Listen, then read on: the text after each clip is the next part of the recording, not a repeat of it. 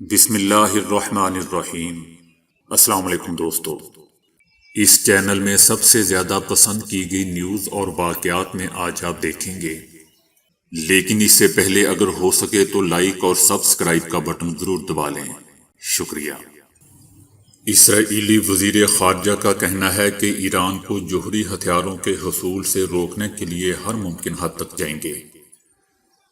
قبرص میں ایک کانفرنس کے دوران سینئر اماراتی عہدیدار سے ملاقات کے بعد وزیر خارجہ کا کہنا تھا کہ ملاقات کا مقصد خطے میں خوشحالی اور استحکام قائم کرنے کے لیے مل کر کام کرنا تھا۔ اس کے علاوہ مشرقی وسطی میں استحکام اور علاقائی امن کے لیے ہم نے ایران سمیت دیگر چیلنجز پر بھی کھل کر گفتگو کی ہے۔ اسرائیل ایران کو ہتھیار حاصل کرنے سے روکنے کے لیے جو ہو سکا وہ کرے گا۔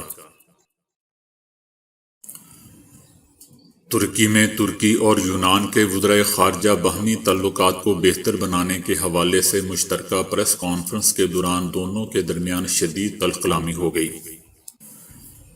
کئی مہینوں سے جاری کشیدگی کے خاتمے اور باہمی تعلقات کی بہتری کے لیے دونوں پریس کانفرنس کر رہے تھے، تاہم خوشگوار ماحول میں شروع ہونے والی پریس کانفرنس تھوڑی ہی دیر میں تلخ کلامی اور الزام تراشی میں تبدیل ہو گئی۔ تلخ کلامی کا آغاز اس وقت ہوا جب یونانی وزیر خارجہ نے ترکی وزیر خارجہ پر تنقید کرتے ہوئے باور کروایا کہ یونان کی خود مختاری کی خلاف ورزی کرنے کے بدلے میں پابندیاں عائد کی جائیں گی، جس پر ترکی کے وزیر خارجہ بھی خاموش نہ رہ سکے اور دونوں رہنما آپس میں لڑ پڑے۔ وزیر اعظم عمران خان کا کہنا ہے کہ تحریک لبیک پاکستان کے خلاف کارروائی تخریب کاری قانون کے تحت کی گئی۔ وزیر اعظم عمران خان نے کہا کہ ٹی ایل پی کے خلاف کارروائی اس لیے کی گئی کیونکہ انہوں نے ریاست کی ریٹ کو چیلنج کیا اور سڑکوں پر تشدد کرنے سمیت عوامی اور قانون نافذ کرنے والوں پر حملہ کیا۔ اس تناظر میں کوئی بھی قانون اور آئین سے بالاتر نہیں ہو سکتا۔ وزیر اعظم عمران خان نے یہ بھی کہا کہ بیرون ملک اسلامو فوبیا میں ملوث انتہا پسند سلنے کے حضور اکرم صلی اللہ علیہ وآلہ وسلم ہمارے دلوں میں بستے ہیں۔ بیرون ملک انتہا پسند 1 ارب 30 کروڑ مسلمانوں کے جذبات کو ٹھیس پہنچاتے ہیں۔ مسلمان سب سے زیادہ پیار اور احترام حضور صلی اللہ علیہ وآلہ وسلم کا کرتے ہیں۔ ہم بے حرمتی کو برداشت نہیں کر سکتے اور نہ ہی کریں گے۔ وزیر اعظم عمران خان نے کہا کہ مغربی دنیا نے ہولوکاسٹ کے بارے میں کسی بھی منفی تبصرے پر پابندی لگائی ہوئی ہے۔ مغرب سے مطالبہ کرتا ہوں کہ وہ توہین رسالت کرنے والوں کے لیے بھی یہی معیار اپنائیں۔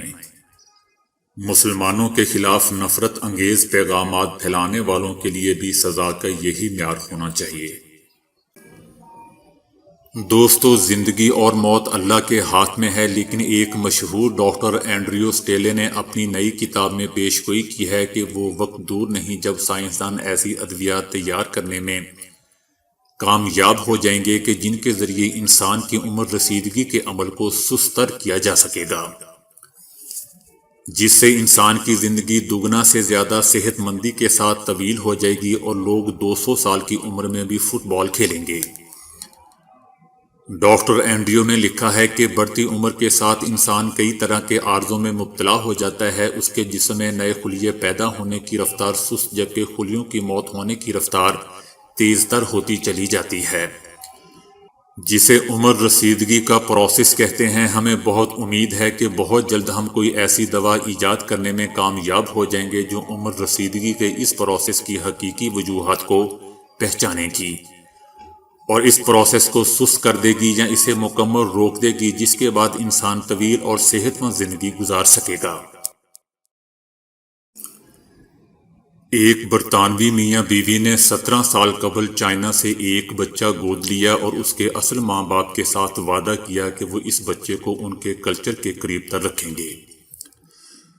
اس برطانوی ماں باپ نے اس بچے کو چینی کلچر کے قریب رکھا، مگر 17 سال بعد اس برطانوی جوڑے کو ایک ایسی غلطی کا علم ہوا کہ جس بچے کو چینی بچہ سمجھ کر اسے چینی زبان سکھاتے اور چینی کلچر سے آشنا کراتے رہے وہ دراصل کورین تھا۔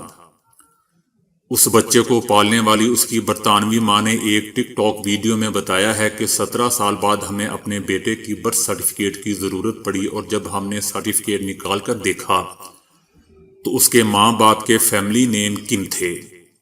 اس سے ہمیں احساس ہوا کہ بچے کے اصلی والدین چینی نہیں بلکہ کورین تھے۔ یہ بات ہم نے بچوں کو گود لیتے وقت محسوس نہیں کی، چونکہ ہم انہیں چائنا میں ملے تھے اور وہیں بچہ گود لیا تھا، چنانچہ ہم انہیں چینی سمجھے اور ان سے کیے گئے وعدے کے مطابق بچے کو چینی زبان اور ثقافت سکھاتے رہے۔ خاتون کی یہ ویڈیو دوستوں تیزی سے وائرل ہو رہی ہے، جسے اب تک 28 لاکھ سے زائد لوگ لائک کر چکے ہیں۔ دوستوں، قد نہ بڑھنے کی شکایت ہمارے معاشرے میں عام ہے، جسے دور کرنے کے لیے مختلف طریقے بھی آزمائے جاتے ہیں، لیکن گزشتہ چند سالوں سے اس شکایت کے ازالے کے لیے ایک بالکل عجیب و غریب طریقہ اپنایا جا رہا ہے۔ اس عجیب و غریب علاج کی ایک مثال 21 سالہ روہن گپتا ہے، جنہوں نے ڈاکٹر سارجن سے ہڈیاں تڑوا کر اپنے قد میں اضافہ کروایا۔ روہن گپتا 5 فٹ 4 انچ قد کے مالک تھے، مگر اب وہ 5 فٹ 7.5 انچ قد کے مالک ہیں۔ روہن کے مطابق وہ علاج کے دوران 4 ماہ تک شدید تکلیف کی حالت میں بستر پر رہے، لیکن جب وہ صحت مند ہو کر اٹھے تو وہ اپنے قد میں 3.5 انچ کا اضافہ دیکھ کر ساری تکالیف بھول گئے۔ قد میں کیے جانے والے اضافے کا یہ طریقہ علاج روسی ہے، جسے لیز عروف تکنیک کہا جاتا ہے۔ اس طریقہ علاج میں ٹانگ میں ایک ہڈی کو کاٹ دیا جاتا ہے اور پھر اس ہڈی کے دونوں اطراف کو سٹیل کی سلاخوں کی مدد سے اطراف کی جانب کھینچ کر رکھا جاتا ہے۔ اس دوران ہڈی کی جگہ پر نئی ہڈی قدرتی طور پر بننا شروع ہو جاتی ہے اور اس کے گرد عضلات، رگیں اور جلد بھی قدرتی طور پر بنتی ہے۔ اس طریقہ علاج میں ہڈی میں 1 ملی میٹر یومیہ کا اضافہ ہوتا ہے، تاہم یہ ایک انتہائی مہنگا علاج بھی ہے۔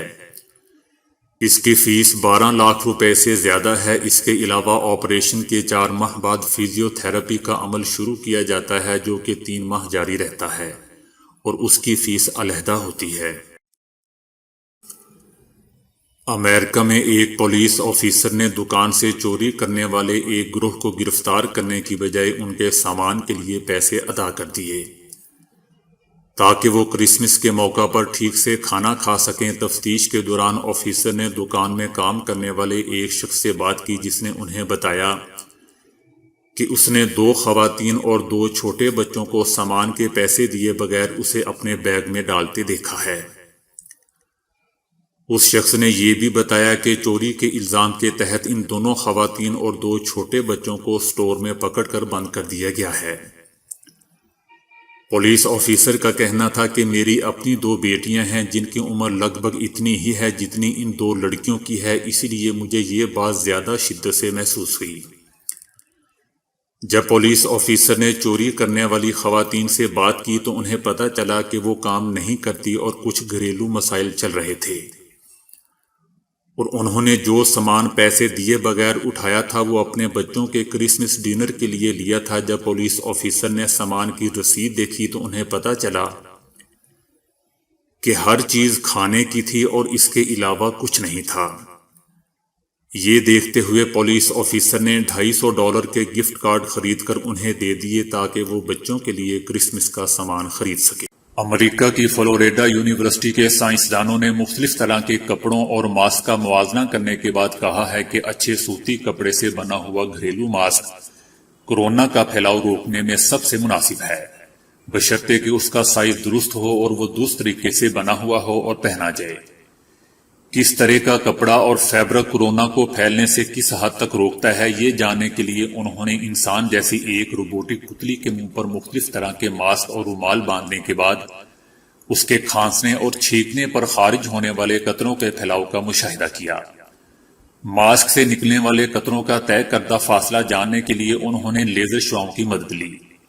سوتی کپڑے کے ماسک سے نکلنے والے چھوٹے چھوٹے قطرے ہوا میں صرف 2.5 انچ دور ہی پہنچ سکے۔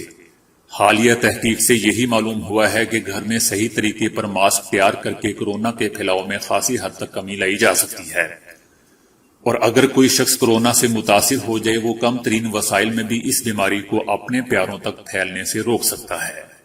جنوبی کوریا کے ماہرین وبائی امراض نے نیا انکشاف کر دیا ہے۔ ان کا کہنا ہے کہ لوگ باہر کے رابطوں کی نسبت اپنے گھر ہی کے افراد کے ذریعے کورونا سے متاثر ہونے کا زیادہ امکان رکھتے ہیں۔ اس سلسلے میں جنوبی کوریائی ماہرین نے امریکی ادارے CDC کے ذریعے 16 جولائی کو ایک تحقیقی مطالعہ پیش کیا تھا۔ انہوں نے 5706 ایسے مریضوں کی فہرست مرتب کی جنہیں کورونا مثبت آیا تھا۔ تحقیق میں ان تقریباً 60,000 لوگوں کو بھی دیکھا گیا جو مذکورہ مریضوں سے رابطے میں آئے تھے۔ نتائج سے معلوم ہوا کہ متاثرہ 100 میں سے صرف 2 افراد کو گھر کی بجائے باہر سے کورونا لگا تھا، جبکہ 10 میں سے 1 نے اپنے ہی کنبے سے یہ مرض لیا تھا۔ دوستو، اس طبی تحقیقی مطالعے کے لیے ڈیٹا 20 جنوری اور 27 مارچ کے درمیان اکٹھا کیا گیا تھا۔ یہ وہ وقت تھا جب کورونا تیزی سے پھیل رہا تھا اور جنوبی کوریا میں روزانہ سامنے آنے والے مریض عروج پر پہنچ گئے تھے۔ چائنا اسکائی آئی کے نام سے مشہور 500 میٹر قطر کی ریڈیو ٹیلیسکوپ FAST کو 1 اپریل سے پوری دنیا کے سائنسدانوں کو مشاہداتی استعمال کے لیے کھول دیا جائے گا۔ اپریل سے مختلف ممالک کے سائنسدان چائنا کی قومی فلکیاتی مشاہدہ گاہ کو آن لائن درخواستیں پیش کر سکیں گے۔ اسپین میں محکمہ تعلیم کے مطابق گزشتہ سال اکتوبر کے مہینے میں شروع کی جانے والی اسلامی تعلیم کی کلاسز کو مزید اسکول اور سینٹرز تک بڑھایا جائے گا۔ محکمہ تعلیم کی ڈائریکٹر جنرل ماتے ایمرچ کا کہنا ہے کہ اس بات کا فیصلہ بہت سی درخواستوں کے بعد کیا گیا ہے۔ کلاسز ان اسکولوں میں شروع کی جائیں گی جہاں زیادہ تعداد میں طالب علم موجود ہوں گے۔ اس سے قبل کاتالونیا میں اسلامی تعلیم کے حوالے سے بھی متعدد درخواستیں موصول ہوئی تھیں۔ تو دوستو، آج کے لیے اتنا ہی۔ ویڈیو کو لائک اور شیئر کرنے کا بہت بہت شکریہ۔